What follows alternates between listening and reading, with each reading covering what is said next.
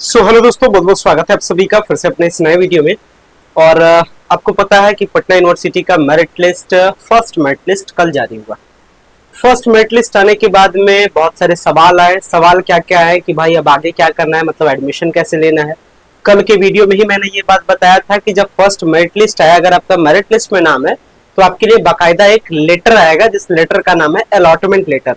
तो allotment letter क्या होता है, कैसे डाउनलोड करते हैं, एडमिशन का पैसा कैसे जमा करना है, इसके साथ साथ में और भी कई सारे पॉइंट है, जैसे सेकंड मेरिट लिस्ट कब आएगा। सो कई सारे सवाल हैं। इसके साथ एक और इम्पोर्टेंट सवाल है कि जो स्टूडेंट्स का मेरिट लिस्ट में नाम नहीं आया है, क्या उनको इंतजार करना चाहिए या फिर कहीं और यूनिवर्सिटी में एडमिशन के लिए उनको फाइंड आउट करना चाहिए। सवाल कई सारे हैं, सारे सवालों का जवाब आपका इस वीडियो में आपको मिलेगा। सो गाइस, अगर चैनल पे पहली बार विजिट किया चैनल को जरूर सब्सक्राइब कीजिएगा, ताकि इस तरीके के सारे इन्फॉर्मेटिव अपडेट आपको इस चैनल के माध्यम से मिल सके। कुछ चीजों को मैं दिखाऊंगा, या पहले मैं कुछ जो सेटअप है, सेटअप को पहले ही मैं समझा देता हूं, इसके बाद इस पर हम लोग काम करेंगे। सबसे पहली बात ऐसे चलते हैं, ये है पटना यूनिवर्सिटी, और पटना यूनिवर्सिटी की जितने भी सारे तमाम कॉलेज है, एक तो कॉलेज है गर्ल्स का मगध महिला कॉलेज, बीएन कॉलेज, इसके साथ क्या है पटना कॉलेज, इसके साथ है वाणिज्य महाविद्यालय, और इसके साथ है पटना साइंस कॉलेज। कुल मिलाकर के कल 5 कॉलेज के लिए मेरिट लिस्ट आया। मतलब जो भी आप लिस्ट देख रहे हैं, ये इसी किसी न किसी कॉलेज में आपको मिला होगा। लोकेशंस थोड़ा सा बता देंगे क्योंकि आप आने वाले हैं। मगध महिला कॉलेज, पहली बात ये कहाँ है, ये गांधी मैदान के पास है। बीएन कॉलेज क्या है, ये भी गांधी मैदान के थोड़ा सा आगे है। ठीक है, ये दोनों जो कॉलेज है, मगध महिला कॉलेज और बीएन कॉलेज, ये दोनों का लोकेशन क्या है, गांधी मैदान के पास है। ठीक है, गांधी मैदान, इसको ऐसे रखते हैं। इसके साथ में ये जो पटना कॉलेज है और ये जो वाणिज्य महाविद्यालय है, ये कहा है, ये अशोक राजपथ दरभंगा हाउस के पास है। ठीक है, और ये जो साइंस कॉलेज है, इसका लोकेशन है एनआईटी पटना। ठीक है, इस तरीके से तीनों का मैंने ये पहले लोकेशंस को लेकर के बात किया, क्योंकि आप आने वाले हैं। चलिए आगे बढ़ते हैं। खैर बाकी आप डिटेल लोकेशंस तो गूगल से भी देख लीजिएगा। सेटअप क्या है, मतलब एडमिशन का बेसिकली सेटअप क्या होता है, तो ये अपना हो गया जिसको एडमिशन लेना है। ठीक है, ये सोहन है और इसको एडमिशन लेना है। तो सबसे पहले आपके जैसे मतलब जितने भी सारे स्टूडेंट्स अप्लाई किए हैं, वो सब समझिएगा, कहानी इसी से समझ में आएगा। सबसे पहले कोई क्या करता है, पटना यूनिवर्सिटी के लिए अप्लाई करता है, तो अप्लाई आपने भी किया। अप्लाई करने के बाद सेकंड में काम क्या होता है, मेरिट लिस्ट आता है। तो मेरिट लिस्ट कल आया, मेरिट लिस्ट आप चेक किए। बहुत को पता चला होगा कि मेरा मेरिट लिस्ट में नाम है, बहुत को पता चला होगा मेरा मेरिट लिस्ट में नाम नहीं है। दोनों के लिए बात करेंगे। ठीक है, चलिए आगे बढ़ते हैं। तीसरा स्टेप क्या होता है, जब मेरिट लिस्ट में नाम आ जाता है तो फिर आपको क्या करना होता है, अपने नाम का अलॉटमेंट लेटर डाउनलोड करना होता है। अलॉटमेंट लेटर कैसे डाउनलोड होता है, कैसा होता है, दिखाएंगे भी। तो अलॉटमेंट लेटर डाउनलोड करना होता है। इसके साथ साथ जो एडमिशन का जो पैसा है, एडमिशन फी है, ये भी जमा करना होता है। और जब ये सारा कुछ कर देते हैं, मतलब अलॉटमेंट लेटर डाउनलोड कर लेते हैं, एडमिशन का पैसा जमा कर देते हैं, तो चौथा स्टेप में आप क्या करते हैं, अपना सारा डॉक्यूमेंट लेकर के कहाँ चले जाते हैं, जिस भी कॉलेज में नाम आया है वहां जाना होता है। ठीक है, यानी जिस कॉलेज में नाम आएगा वहां जाना होगा। बाकी पूरी कहानी लिखी होती है किस पर, इस अलॉटमेंट लेटर पे। ठीक है, तो चलिए ये कहानी समझ गए। और जिनका मेरिट लिस्ट में नाम नहीं आता है उनको क्या करना होता है, ये समझिए। मतलब जिनका मेरिट लिस्ट में नाम आता है उनको इस स्टेप को फॉलो करना है। इसके बाद वो फाइनली उनका क्या हो जाएगा, एडमिशन हो गया, कॉलेज चल गया, एडमिशन हो गया, रोल नंबर मिल गया, आपका काम खत्म। यहाँ पॉइंट ये आता है कि भाई जिनका मेरिट लिस्ट में नाम नहीं आया है वो क्या करेंगे। ठीक है, देखिए जिनका मेरिट लिस्ट में नाम नहीं आएगा तो सबसे पहले वो कट ऑफ को अच्छे से देख ले कि कट ऑफ उनके परसेंटेज से कितना ज्यादा अंतर है। मतलब कहने का, मान लेते हैं किसी सब्जेक्ट में आखिरी कट ऑफ गया था, मान लेते हैं कि आप है BC1। ठीक है, मतलब BC1 को हम लोग EBC कहते हैं। मान लेते हैं कि पॉलिटिकल साइंस में, एक एग्जांपल बता रहे हैं, मान लेते हैं कि पॉलिटिकल साइंस में EBC का आखिरी कट ऑफ गया था 87% और आप हैं 82 वाले। ठीक है, और एक स्टूडेंट है 86 वाले। तो अगर आप कट ऑफ के 1-2% के आसपास है तो आप इंश्योर मान के चलिए कि आपका एडमिशन हो जाएगा। ठीक है, लेकिन अगर आपका ज्यादा डिफरेंस है और डिमांडिंग सब्जेक्ट है तो फिर आप कुछ ना कुछ बैकअप अपना जरूर रखिएगा, ताकि आपको ज्यादा प्रॉब्लम ना हो। मतलब अगर एडमिशन यहाँ नहीं हो तो ऐसा नहीं कि साल बर्बाद हो जाए। मतलब कट ऑफ के आप आसपास है तो रखिए कि चलो आपका एडमिशन होगा। और अगर कट ऑफ से ज्यादा अगर डिफरेंस हो जा रहा है तो आप बैकअप आपको रखना चाहिए। ऐसा नहीं कि यहाँ का एडमिशन का उम्मीद छोड़ना चाहिए। भाई एडमिशन तो आखिरी उम्मीद तक लगा हुआ रहना चाहिए। बस ये रखना चाहिए कि मेरे को बैकअप रखना है, या कोई वो सपोर्ट में रखना है कि मेरा कैसे भी एडमिशन हो जाए। ठीक है, तो ये सब चीज कट ऑफ पे थोड़ा सा रखना है, हालांकि कट ऑफ के बारे में बात भी करें। इस बार का जो मेरिट लिस्ट आया है वो वाकई में कट ऑफ इसका हाई रहा है, और इसको लेकर के पेपर वालों ने भी कंफर्म किया है। चलिए पेपर का कुछ मैं आपको अपडेट दिखाता हूं पहले। देखिएगा ये रहा एक पेपर का कटिंग, बेसिकली ये दैनिक जागरण पेपर का कटिंग है।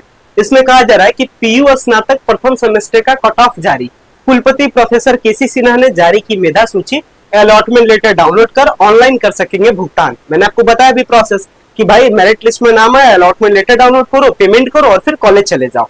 और ये कट ऑफ के बारे में थोड़ा बहुत आइडिया भी आपको यहाँ पे दे रहा है। मतलब जो डिमांडिंग सब्जेक्ट है, ये जो सब्जेक्ट आपको दिख रहा है ये सब डिमांडिंग सब्जेक्ट है। मतलब अगर आप भी इस सब्जेक्ट को लेकर के, अगर आप एडमिशन को लेकर के अगर सेटअप कर रहे हैं तो आप उम्मीद रख के चलिए कि अगर इसके 1-2% के डिफरेंस में तो आप मान के चलिए आपका हो जाएगा, और अगर ज्यादा डिफरेंस है तो आपको बैकअप रखना है। ठीक है, कॉलेज बार क्या कट ऑफ है, जैसे पटना साइंस कॉलेज मान लेते हैं, साइंस का सबसे टॉप कॉलेज है, यहाँ पर फिजिक्स का कट ऑफ गया है 88%, बॉटनी का गया है 91, जूलॉजी का गया है 91, मैथ का गया है 91।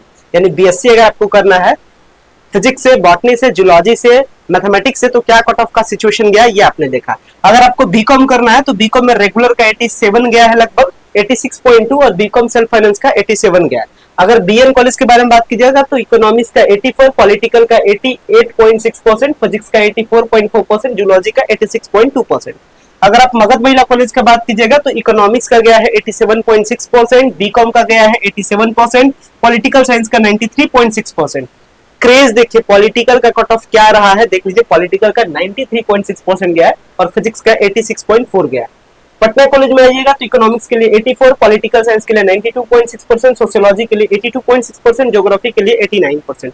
कहने का मतलब डिमांडिंग सब्जेक्ट क्या है, पॉलिटिकल है, मैथ है, जूलॉजी है, फिजिक्स है, इसके साथ बीकॉम है। तो ये सब पहले भी मैंने आपको बताया था कि कट ऑफ कुछ कुछ पेपर्स का बहुत ज्यादा हाई होगा।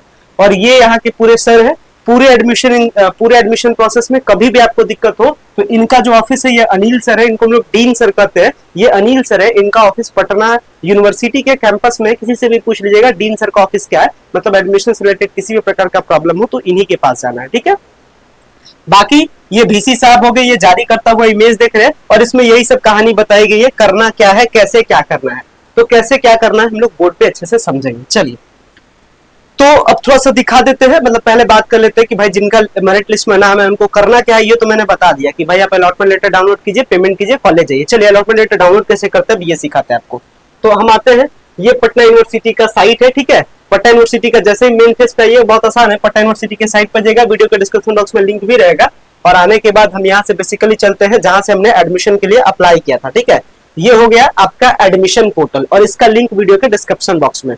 डायरेक्ट आप लिखिए गूगल पे आकर के डायरेक्ट, ऐसे नहीं तो फिर पटना यूनिवर्सिटी एडमिशन पोर्टल 2024, आप बस इतना ही लिखिए कि पटना यूनिवर्सिटी एडमिशन पोर्टल 2024 पे जाना है। बस आप फटाक से चले जाइएगा, देख लीजिएगा लिंक पे लिखा रहेगा, देखिए क्या लिखा हुआ है, यूजी एंट्रेंस 2024। इस तरीके से आपको मिल जाएगा, यही वाला लिंक है। प्रोसीड टू क्लिक पे क्लिक करेंगे, इस तरीके से खुल जाएगा।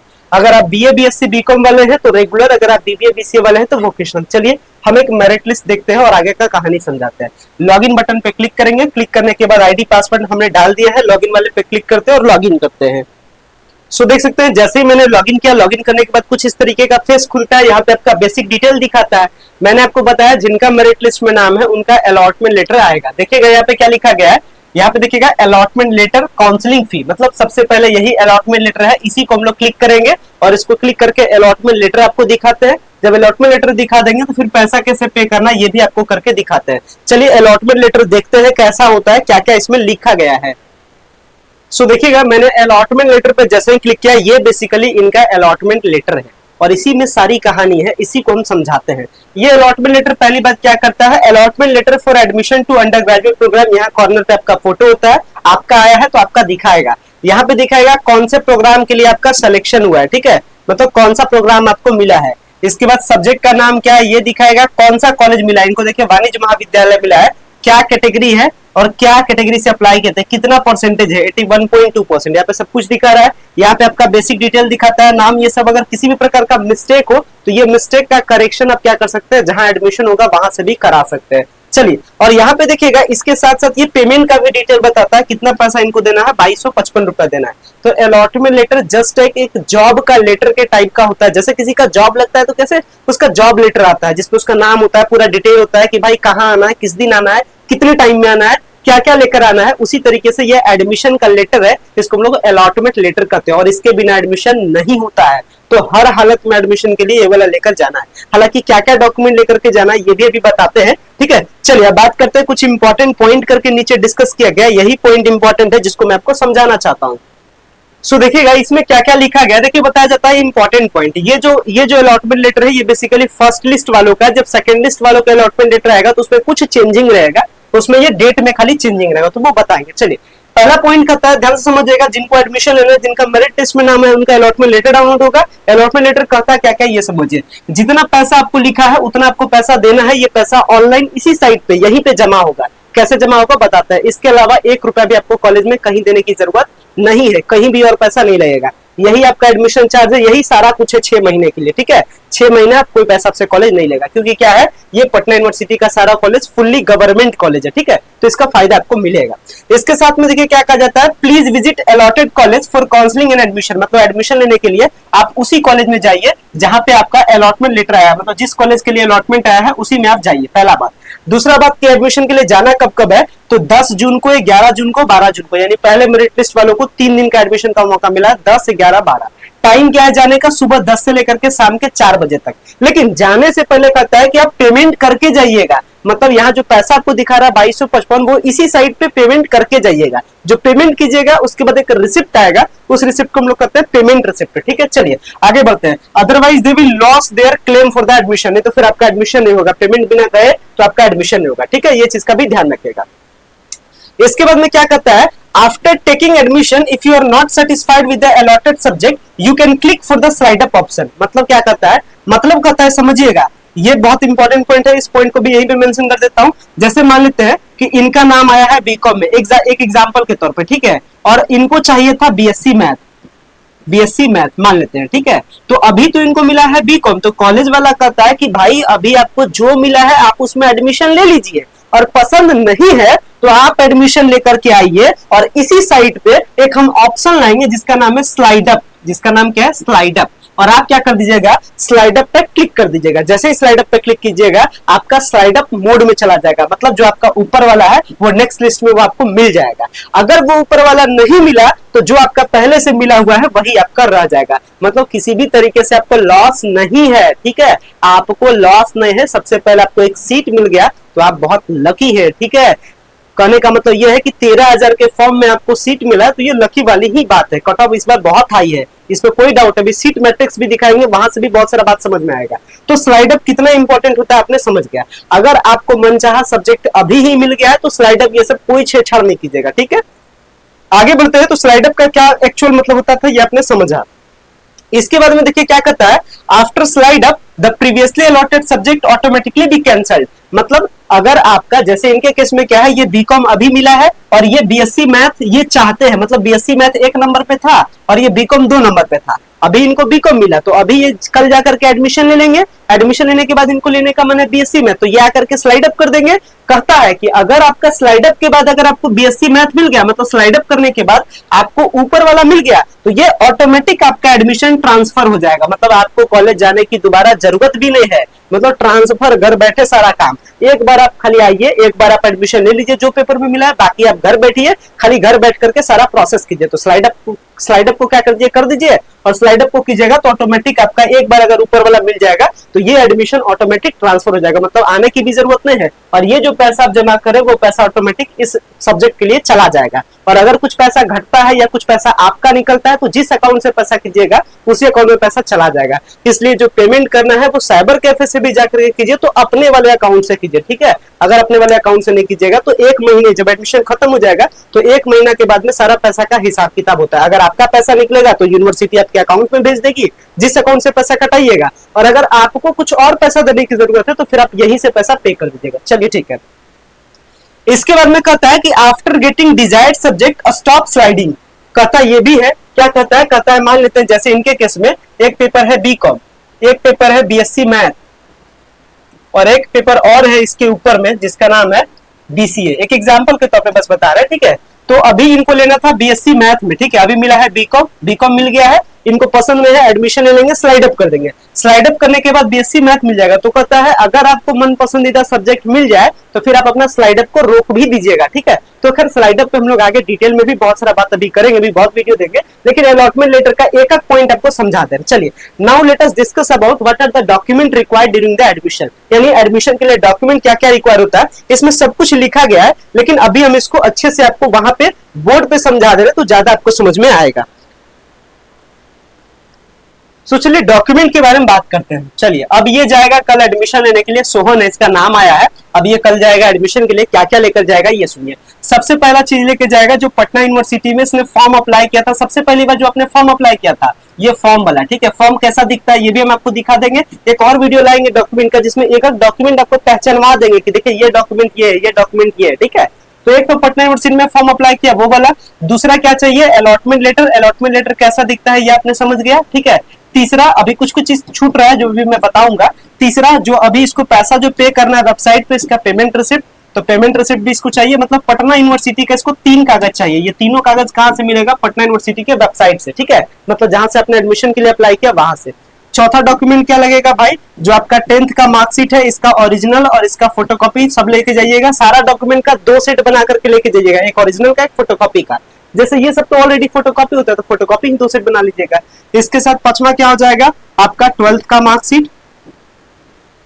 छठा क्या हो जाएगा, जहां से आप 12th पढ़े हैं वहां से सीएलसी, टीसी या एसएलसी। अगर आपके पास ये नहीं भी हो तो कोई बात नहीं, वहां पे आपका अंडरटेकिंग पे एडमिशन हो जाएगा। मतलब वहां पे एक फॉर्म मिलता है, फॉर्म को भर दीजिए और बाद में 10-20 दिन ला करके जमा कर दीजिए। अगर आपके पास 12th का मार्कशीट अगर आपका सीबीएसई वाले है तो आप डिजी लॉकर से डाउनलोड कर लीजिए। बिहार बोर्ड वाले हैं तो जो आपका ऑनलाइन वाला है वही कर लीजिए, या फिर अब तो स्कूल में भी कल से मिलना स्टार्ट हो जाएगा, तो मन करे तो स्कूल से रिसीव करके ही आकर के करवाइए। लेकिन याद रखिएगा लास्ट डेट से पहले करा लीजिएगा। अगर लास्ट डेट से पहले एडमिशन नहीं करेगा तो ऑटोमेटिक आपका एडमिशन आपका सीट किसी और को दे दिया जाएगा। चलिए, इसके बाद में 7वां डॉक्यूमेंट के बारे में क्या बात करें, आपका माइग्रेशन। माइग्रेशन भी अभी आपके पास नहीं है तो कोई बात नहीं, बाद में जमा होगा, ये अंडरटेकिंग पे हो जाएगा। चलिए, 8वां इसके बाद क्या होगा, 4 फोटो चाहिए। एडमिशन लेने के लिए जाइएगा तो 4 फोटो लेके जाइएगा, नहीं तो फिर दौड़ते रह जाइएगा। ये पहले ही सब तैयार करके आइएगा। इसके साथ आपका क्या चाहिए, आपका आधार कार्ड चाहिए, ठीक है। आधार कार्ड भी आपको चाहिए। इसके साथ 10वां क्या कागज चाहिए, 10वां आपको चाहिए आपका कास्ट सर्टिफिकेट। मतलब अगर आप जनरल वाले नहीं है, अगर आपने कास्ट से आपको सीट मिला है,